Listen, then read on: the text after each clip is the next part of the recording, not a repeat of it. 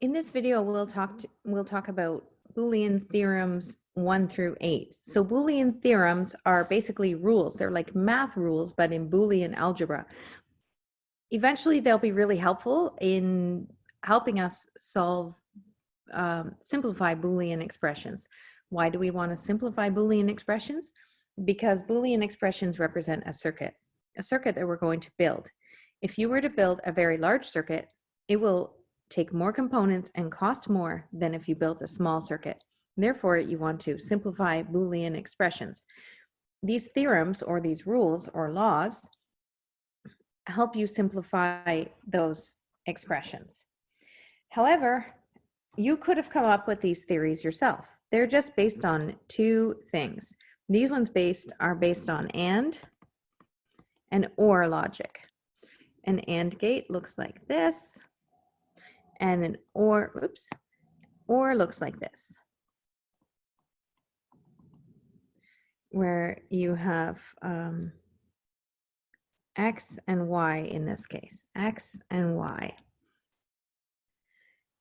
And that's an AND gate. We need to remember the truth table for these. So the truth table for an OR and an AND are as follows.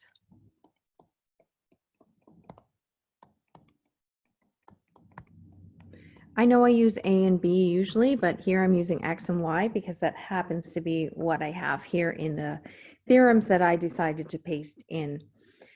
So the truth table would look the same, 0, 0, 1, 1, 0, 0, 1, 1. The inputs look the same, 0, 1, 0, 1, 0, 1, 0, 1. Now, out of an AND gate is only going to be a 1 if all of the inputs are 1, the rest are 0. Output of an OR gate is going to be a 1 if one or the other or both are 1. And if not, then it's a 0. So let's look at this first Boolean theorem. And for each of these, I just want you to look at the AND gates and OR gates. So this is governed by and it says X and 0 must equal 0. Well, that's because if you and anything with a 0, you must be up here in the truth table. So the output must be a 0, right? So it says it's because anything ANDed with 0 must equal 0, because by definition, it's only going to be 1 if both things are 1, and 0 is clearly not 1. So the answer could not be 1. You're not down here in the truth table.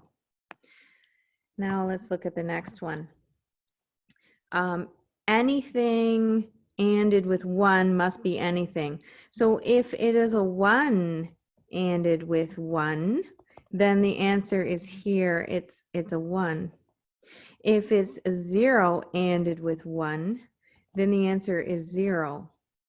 So now all we're doing is we're calling this X. So X, the answer is X. So anything ANDed with a 1 is that very thing that got ANDed with it.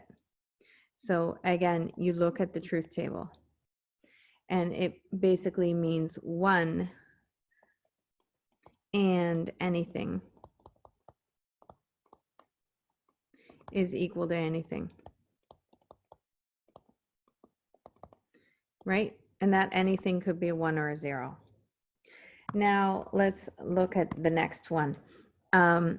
Anything and anything is equal to that same thing.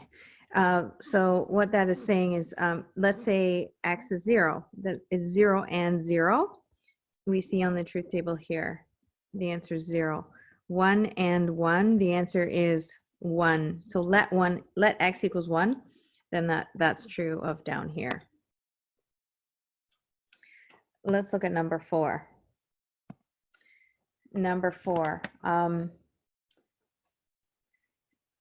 Number 4 says, I have a number. Let's say let X equal 1. So that means you would have 1 ANDed with 1 not, which is the same as 1 ANDed with 0. But anything ANDed with 0 is going to be 0. So now let x equals 0. So then you'll have 0 ANDed with 0 not, which is the same as 0 ANDed with 1, which anything ANDed with 1 is a 0. That's theorem 1. Here I like to remember that if one of them is inverted and the other one's not, then that means one of them's a 0, one of them's a 1.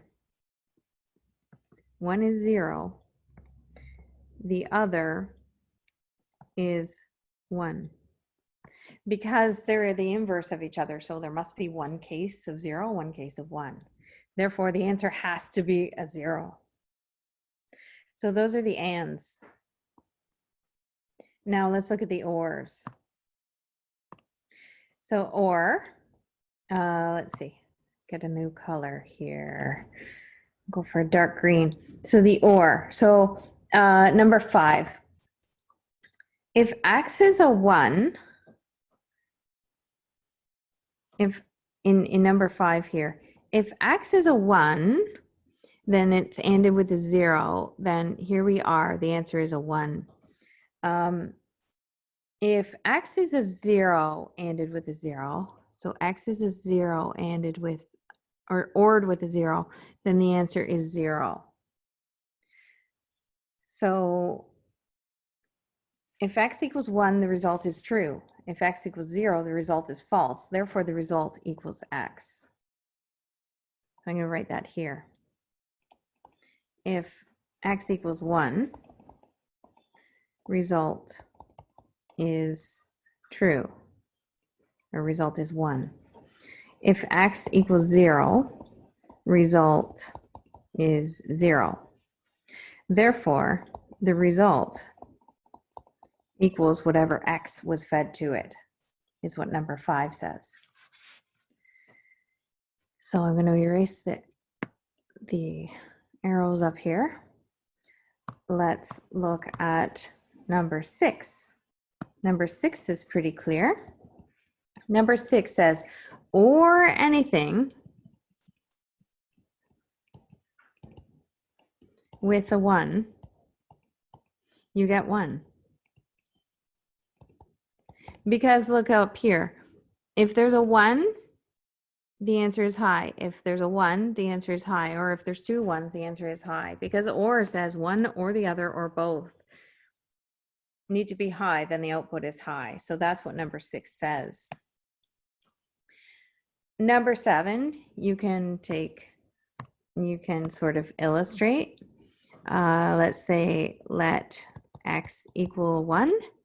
Then you have 1 or 1, which gives you a high, and let x equals 0, then you would get 0 or 0, which also gives you a low.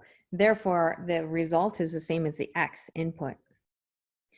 And now look at number 8. Number 8 is one of those really neat cases again, where one of these must be a 0, and one of these must be a 1, because one of them is the inversion of the other.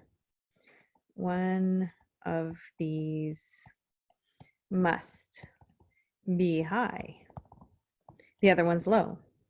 But OR gate says that if any of them are high, therefore the output must be high. And that's an illustration of why these theorems that relate to these single variable theorems that relate to AND gates and OR gates, why they are what they are.